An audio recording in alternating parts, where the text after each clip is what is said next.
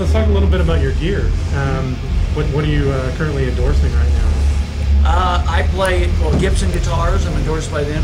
Great, legendary guitar company. I play mainly Les Pauls, but I have Firebird out and Les Paul Jr. and blah blah blah. Great guitars. Diamond amps. I've been playing them since actually they started. I started with the prototype, so we were like getting them sent out and blowing them up, and then getting new ones sent out and adjusting them as we go. You know what I mean? So I've been playing them now actually. I think since like halfway through the first Alice tour, so it's been about 5 years, 4.5, 5 years. Great company, great guys, boutique amps, So Diamond amps, the Gibsons, Dean Markley strings, typical, stuff, great strings. What about your setup on stage? Do you have anything? Very simple, man. Dude, I like it as easy as I can get it, because I don't want to fuck around with too many fucking buttons and shit like that. It's the easiest thing is how I want it. I have a volume pedal, a wah pedal, and a chorus. So you have the chorus when you play some nice stuff. Like we're not playing it on this show, but like Welcome to My Nightmare, the clean guitars and things like that. Nice chorus to make it sound cool. But basically just volume and a wah. Simple as possible, man. I can't fuck around with all those buttons. I gotta get run back there and hit that, because I'm over on the other side acting like an idiot. Fucking pedal board's over there, So just simple, man. Nice. Volume pedal and a wah, basically.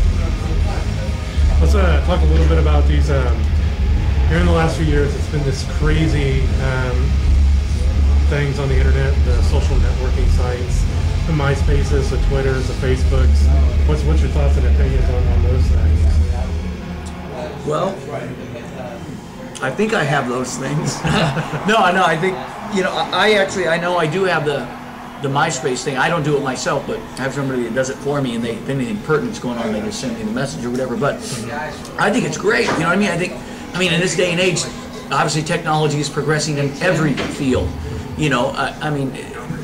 Anything to bring people together, or awareness of any kind of a situation, whether it's music, movies, entertainment, whatever, I think it's cool, but it is hard to keep up with, It's always something new, and you got to stay up on that. And then, I have a bar, so we have that Facebook account for the bar, and I kind of handle that. The only thing I really do.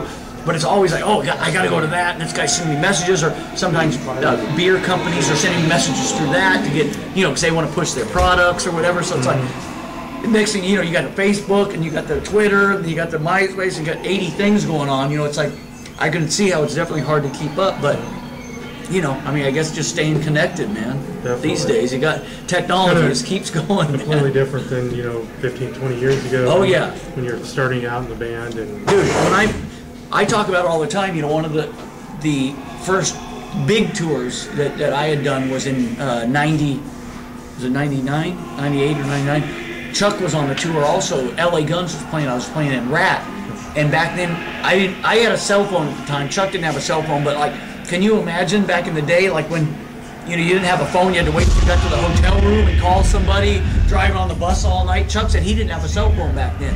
So he said he had to wait to get to the hotel, call his chick or mom or whoever he was calling.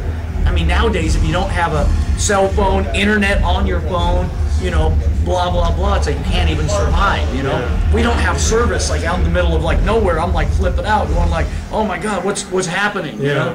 So it's, how did bands tour even back in the old days, like Led Zeppelin in the 70s? What did you do? Yeah. I mean, just driving blindly, like, for 20 hours to the next show and then hope everything's okay? It's wild, man. Yeah, definitely. Let's talk a little bit about your first band that you were ever a part of. Do you have any memories of that? Do you remember that? Yeah, well, this was probably like I guess it was like the late 80s, 80s, maybe 7-ish, I think, 87, 88. I was in a band, it was like an Orange County, LA kind of band. Half the guys lived in LA, I lived in Orange County. And it was called Empire, and we were kind of like, trying to do the same old crap, you know what I mean? Bon Jovi, kind of commercial rock shit, I guess, Yeah. We were doing it, playing the Roxy and the Guitaris and all that crap. Wow, I haven't heard Guitaris probably in a long time. So same old shit, we're just doing it, trying to make it happen, and then, that didn't work, and then I started this other band in like 1990, and that was more commercial rock kind of stuff, a little bit more glamish or whatever, called Big Bang Babies. Yeah. Did that for a few years, tried to make that happen, you know, same old crap, and then I think I still have a demo tape in my collection somewhere of Big Bang Babies. all right, eBay. Yeah. Oh no. No, I'm a die-hard collector. Yeah, so. people send me stuff on eBay, or you know, every once in a while. One of my buddies is like one of those big eBay people, so whenever he sees something like that, he'll say, "Oh, look at this," or "Look at that." Like people selling those CDs that we did, or demo cassettes and stuff, like $68. One time, one sold for like $300 or something. I'm like, wow. What? I don't even have any. To be honest with you, like they're like all gone. But wow. yeah, people are into it. Yeah, I still have a. When I got that, I'd also got an autographed picture, and I've still got the autographed picture to this day. I can dig it, man. Yeah, I can dig it. I'm a die-hard fan, so. Yeah, I mean, you know, I mean, those were good times, you know. I mean, when I in Big Bang, I mean, I was living in LA at that time. Like the other band I still lived in Orange County. I mean, I was shit, dude. I was only like 16 years old back then. I was like 19 when I started Big Bang Babies. So hanging out up there all the time. The other guys in the band were a little bit older than me, so I was kind of like the kid, you know what I mean? Mm-hmm. Even though I was doing most of the work, you know, but they kind of like had it all going on. So I was, you know, living on floors with chicks and strippers and this and that, you know. So it was kind of cool, you know. Having the open hand sandwiches, the bologna and the cheese. With well, the you know, bread. the coolest thing was, to be honest with you, the bigger the band got, the better places we had to live, and the more cool shit you got, and blah blah blah. So thankfully, to be honest, I mean, we never got big, but I mean, in LA, we got very big. Out of the gate, we were pretty popular, you know, after 2 or 3 or 4 months. So it went from like living on this floor to like living in a couch to living in a bedroom with a couple of beds to towards the end of the band, you know, I was living with this girl. She was a stripper, of course, but she had her own house off of Melrose. It was awesome. It's a 3-bedroom house. She was going out with Duff at the time from Guns N' Roses. So she was going out with Duff, so Duff would be hanging out at the house. I had my own bedroom, this house, just fucking rolling. She was like only there like half the time. She's at Duff's house all the time. I lived there for like a year. She would like leave me money, like oh, here's like $20 for some food and shit, you know. I was like, all right, this is great. So, like I said, the bigger the band got, you know, like the higher profile, like everything got, you know, which was cool, you know, back then. Like I said, I was still only probably 22 years old. I was like a little kid, you know. So lots of good memories. Yeah, you know, yeah, ones I can remember. Yeah, I hear you on that. But you know, like if people ask, oh yeah, well, you know, what is it like? You've been, you know, doing this stuff with Alex or Slash or whatever, and I'm like, to be honest with you, dude, I've been doing the same stuff since I was like whatever 15 or 16 years old from that Empire band.